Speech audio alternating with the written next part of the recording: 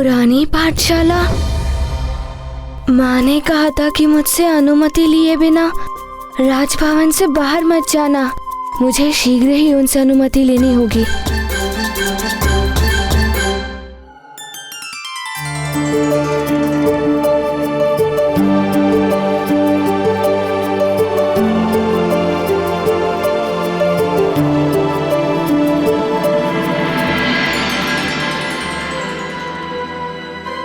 अरे दाई माँ, आप दूध लेकर यहाँ आ गए? मारुति दूध पीकर नहीं गया? माँ, माँ, क्या मारुति प्रतियोगिता के लिए राजभवन से बाहर? पहले मारुति आज्ञाकारी बालक की तरह दूध पिएगा, तत्पश्चात माँ मारुति की कोई भी बात सुनेगी। अरे, आज मारुति अंजन भी लगवाना भूल गया। सेविका, अंजन की डिबिया लाओ तो।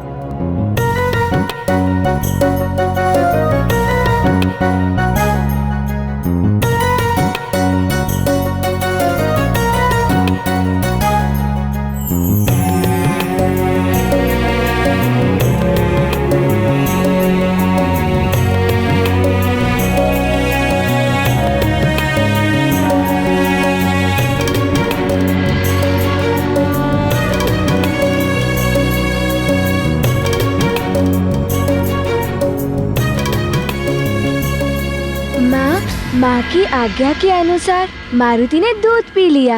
अब माँ, क्या मारुति राजभवन से बाहर पुरानी पाठशाला में?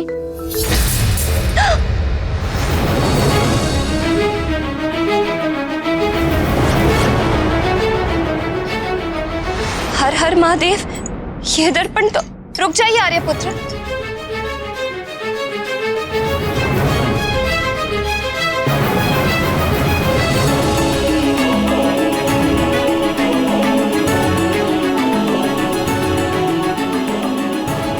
मारुति को विलंब हो रहा है। उसके सारे मित्र उसकी प्रतीक्षा कर रहे होंगे। बताइए ना माँ, मारुति उसकी प्रतियोगिता के लिए जाए कि नहीं? वहीं पर स्थिर खड़े रहो।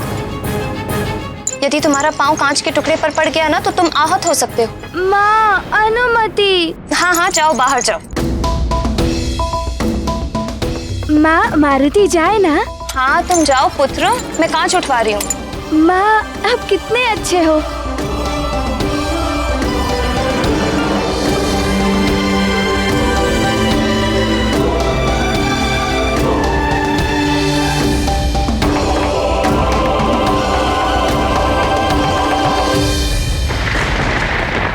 मैं जब तक जीवित हूं, आपको मैं ये भूल नहीं करने दूंगा।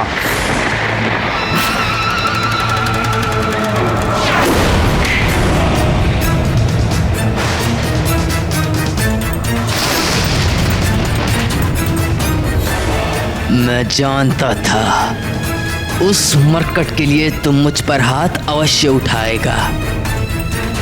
तो ले, अब अपने इस दुस्साहस का स्वाद भी चख ले।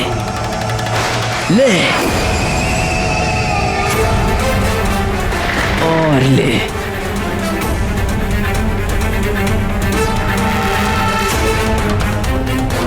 मुझ पर हाथ उठाएगा कपटी, देशद्रोही, दुराचारी।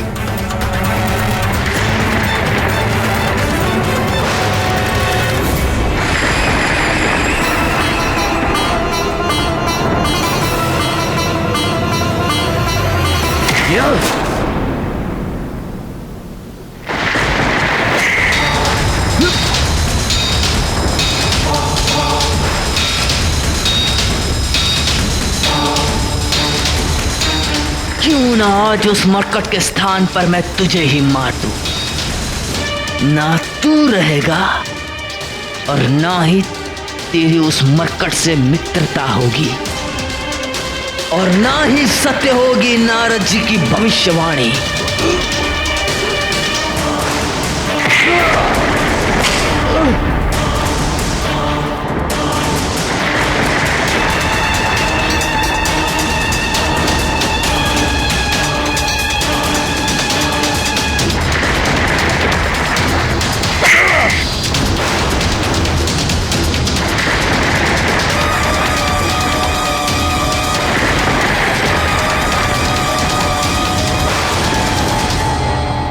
बस इतना ही बल है।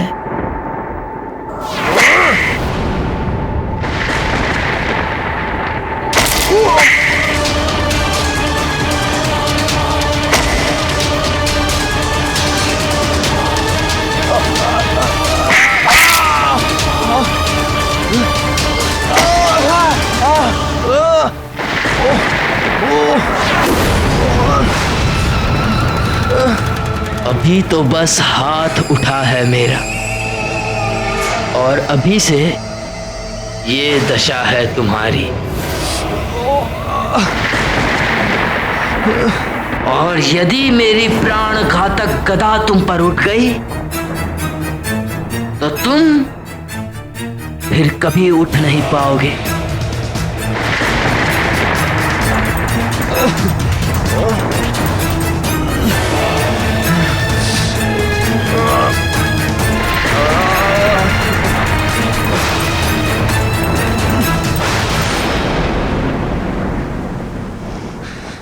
मुझे जितना मारना है मार लो भैया,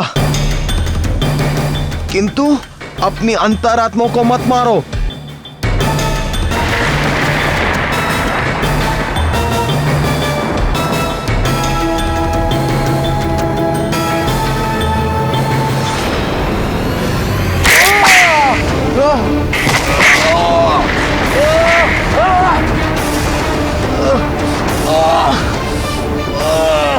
नहीं चाहिए मुझे तुम्हारा ज्ञान धूर्त पाखंडी।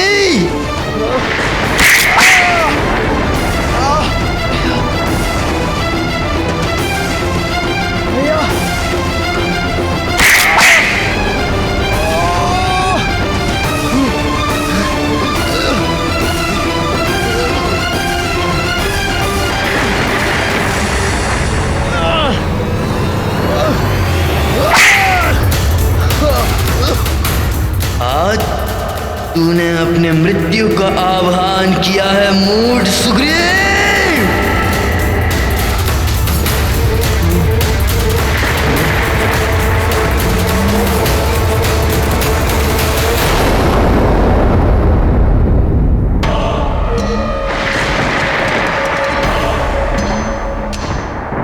किसी निहत्थे और विक्षिप्त पर शस्त्र उठाना मुझ महानतम को शोभा नहीं देता।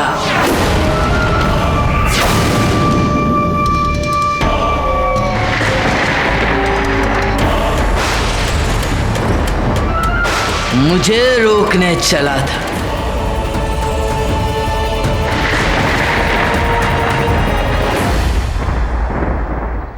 नल, मारुति अभी तक क्यों नहीं आया?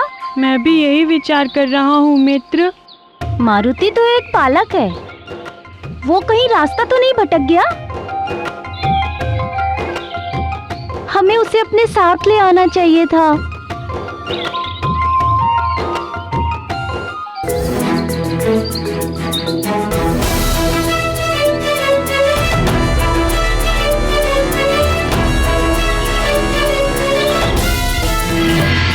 मरकट मरकट मरकट, तेरी रक्षा के लिए मेरे मार्ग में आने वाले प्रत्येक कंटक को मुझ महानतम वाली ने दूर कर दिया है। वाली, मुझ महानतम के मार्ग में पुनः बाधा। और किस किस को अपने मार्ग से हटाओगे वाली? कौन है जो मुझ महानतम को केवल वाली कह के पुकारने का दुस्साहस कर रहा है?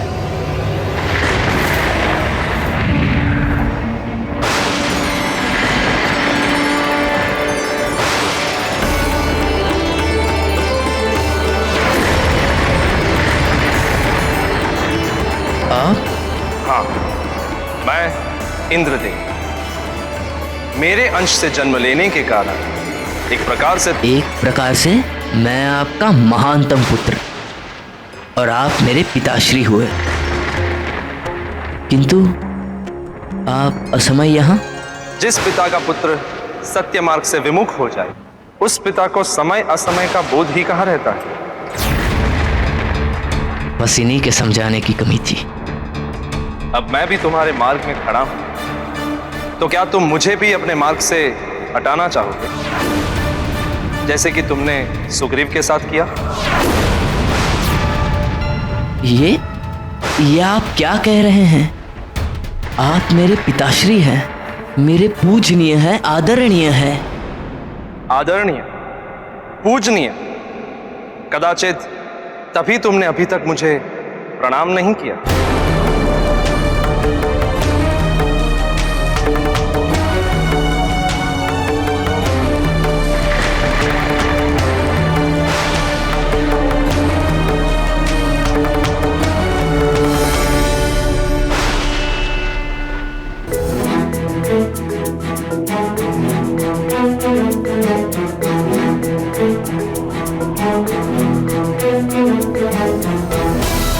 वो देखो, मारुति आया।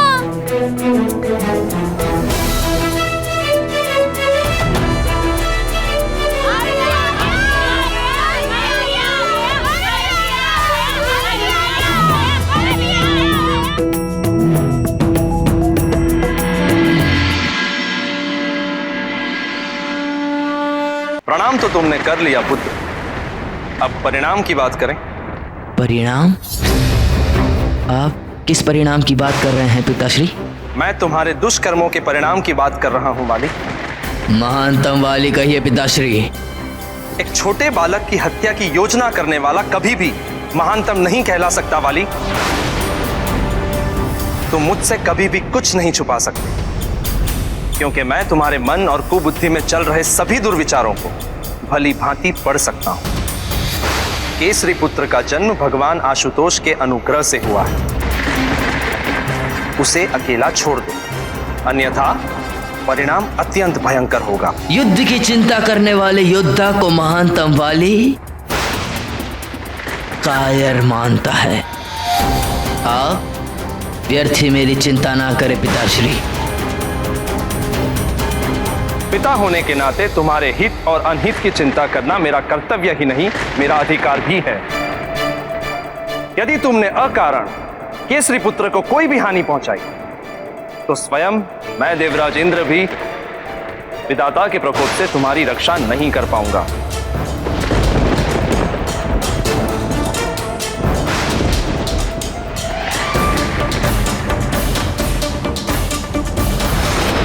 यदि आप मेरे सबल विचारों को दुर्बल बनाने का प्रयास करने के लिए आए हैं, तो आप भी सुन लीजिए पिताश्री।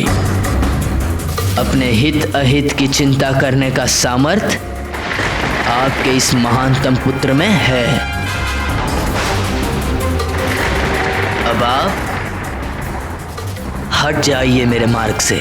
कदाचित तुम्हें यह स्मरण नहीं है मेरे महानतम पुत्र कि तुम किससे बात कर रहे हो। मैं केवल तुम्हारा पिता इंद्रदेव ही नहीं, अपितु देवराज इंद्र हूं। कदाचित आपको भी अनुमान होगा कि मैं भी देवराज इंद्र का महानतम पुत्र वाली हूं, जिसने कभी भी पराजित होना सीखा ही नहीं। और अब आप भी अपने पिता होने का कर्तव्य पूरा कीजिए और मुझ महानतम को विजयी होने का आशीर्वाद दीजिए।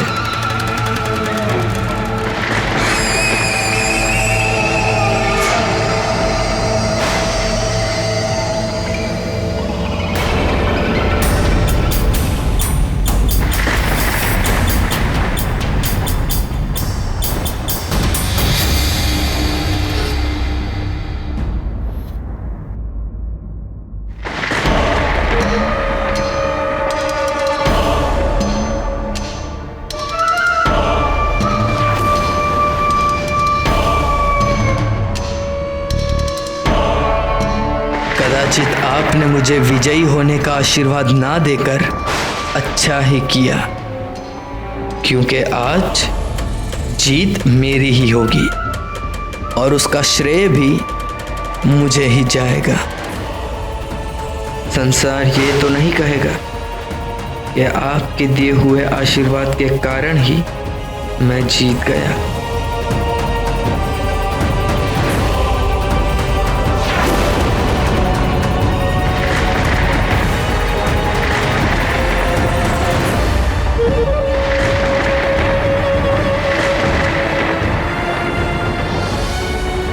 जिसने अपने आप को कुबुद्धि को समर्पित कर दिया हो, उसे विनाश की ओर जाने से कौन रोक सकता है? विनाश काले विपरीत बुद्धि। हमें और विलंब नहीं करना चाहिए नील।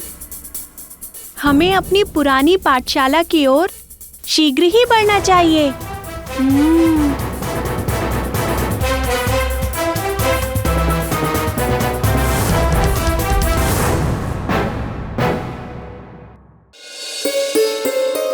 अरे, मैं पुनः मारुति को अंजन लगाना भूल गई।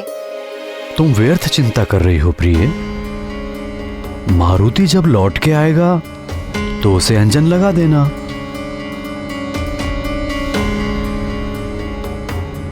किंतु कुदृष्टि का टीका भी। आज मारुति प्रतियोगिता में जाने को इतना उतावला हो रहा था कि ना तो उसने ठीक से स्नान किया, ना ठीक से दूध पिया, और तो और मैं उसे अंजन लगाना भी भूल गई।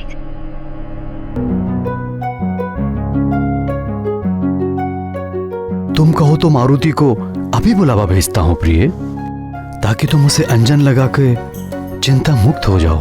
आपका पवन वेगी पुत्र मारुति अब तक तो राजभवन से अत्यंत दूर चला गया होगा। रहने दीजिए आर्यपुत्र, जब वो लौट कर आएगा तब मैं उसे अंजन लगा दूंगी।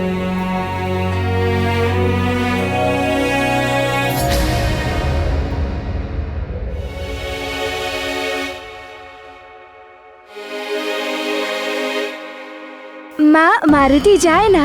हाँ तुम जाओ पुत्र, मैं कांच उठवा रही हूँ। माँ, आप कितने अच्छे हो। न जाने क्यों आज मेरा मन बहुत विचलित हो रहा है। अंजना को अपने पुत्र मारुति की सुरक्षा की चिंता थी, वहीं वाली अपने भविष्य की चिंता से ग्रस्त था, और मायावी दानव वृक्षासुर अपने शत्रु केसरी नंदन को किसी भी स्थिति में अपना आखेट बनाने की चिंता में व्याकुल था। और सुग्रीव को चिंता थी अपने भाई वाली की, जो निरंतर अधर्म के मार्ग की ओर अग्रसर था। चिंताओं के उस भंवर में केवल एक मारुति का हृदय ही था जो चिंता मुक्त था। मारुति का निश्चल हृदय तो प्रतियोगिता के स्मरण मात्र से ही प्रफुल्लित हो रहा था, और प्रतियोगिता में विजय प्राप्ति के लिए अपना श्रेष्ठ प्रदर्शन करने के साथ साथ मारुति उसका भरपूर आनंद भी लेना चाहते थे।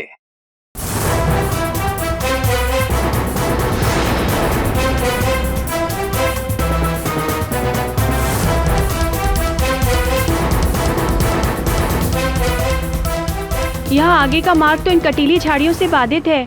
अब क्या उड़कर हम पुरानी पाठशाला जाएंगे?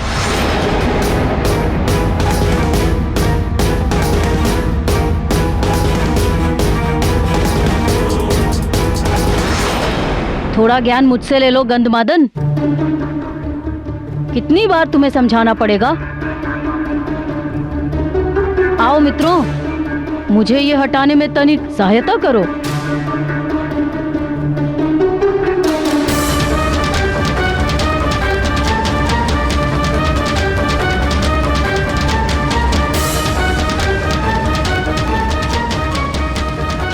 तो कौन कह रहा था यहाँ से आगे जाने का मार्ग नहीं है?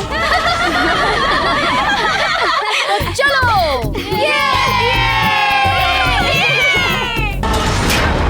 आजा केसरी नंदन, मेरा आनंद धन आया।